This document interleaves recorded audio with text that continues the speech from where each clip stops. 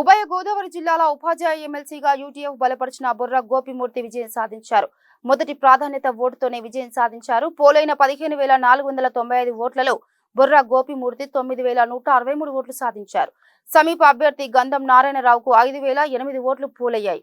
బుర్రా గోపిమూర్తి 4,155 ఓట్లు మెజార్టీ సాధించారు. చెల్లని ఓట్లు 500గా నిర్ధారించారు. గోపిమూర్తి మాట్లాడుతూ రేపటి నుంచి సిపిఎస్ ఉద్యమంలో పాల్గొంటానని అన్నారు.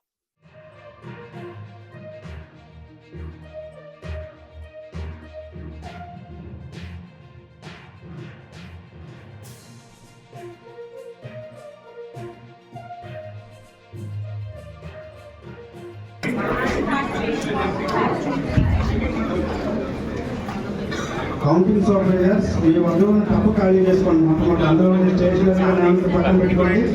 తప్పు ఖాళీ చేసుకోండి. ఫస్ట్ తప్పు ఖాళీ చేసుకున్న తర్వాత ఏజెంట్స్ సాటిస్ఫై అయిన తర్వాత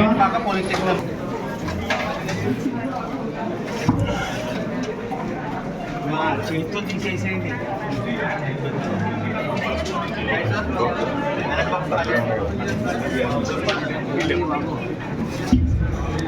ఈ స్టేజ్ లో బ్యాలెట్ పేపర్ ఎలా ఉందో అలాగే 50 మంది కట్టండి.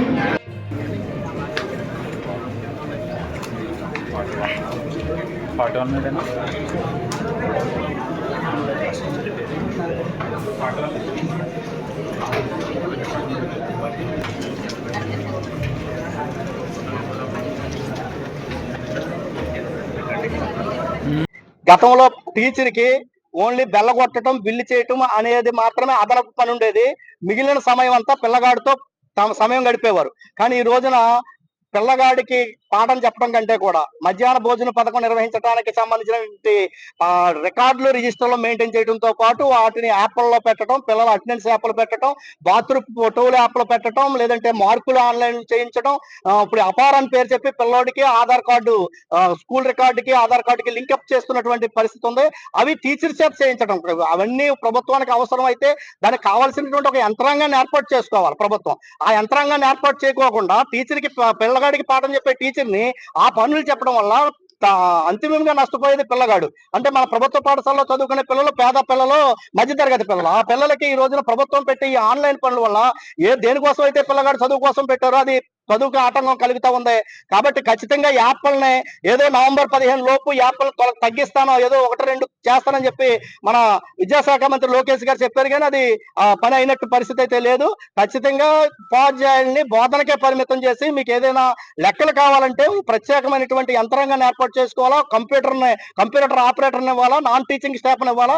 నాన్ టీచింగ్ స్టాఫ్ని ఇవ్వకుండా కంప్యూటర్ ఆపరేటర్ని ఇవ్వకుండా పిల్లగాడికి పాఠం చెప్పే టీచర్ చేతే ఆ పనులన్నీ నాన్ అకాడమిక్ పనులన్నీ చేయించడం అనేది అకాడమిక్ దెబ్బతినే పరిస్థితి ఉంది. దానివల్ల ఈ రోజున ప్రభుత్వ పాఠశాలలో ఉత్తీర్ణత శాతం తగ్గిపోయే పరిస్థితి ఉంది. దీనికి ప్రభుత్వమే బాధ్యత వహించాలి. కానీ టీచర్ని నువ్వు సరిగ్గా పాఠం చెప్పలేదని చెప్పి నిందలేసే పరిస్థితి కనబడతా ఉంది. కాబట్టి కనీసం ప్రభుత్వం కొత్తగా ఏర్పడింది, మేము ఏదో చేస్తామని చెప్పారు. నిన్న కూడా పవన్ కళ్యాణ్ గారు, డిప్యూటీ సీఎం గారు కూడా ఉపాధ్యాయులకి జీతాలు ఎక్కువ ఉండాలని చెప్పారు. ఉపాధ్యాయులు జీతాల సమస్య, డిఎల్ సమస్య లేకుండా స్వేచ్ఛగా పాఠం చెప్పుకునే పరిస్థితి చేయాలని చెప్పి మాత్రం నేను చాలా స్పష్టంగా చెప్పదలిచాను. ఓట్లు సంబంధించి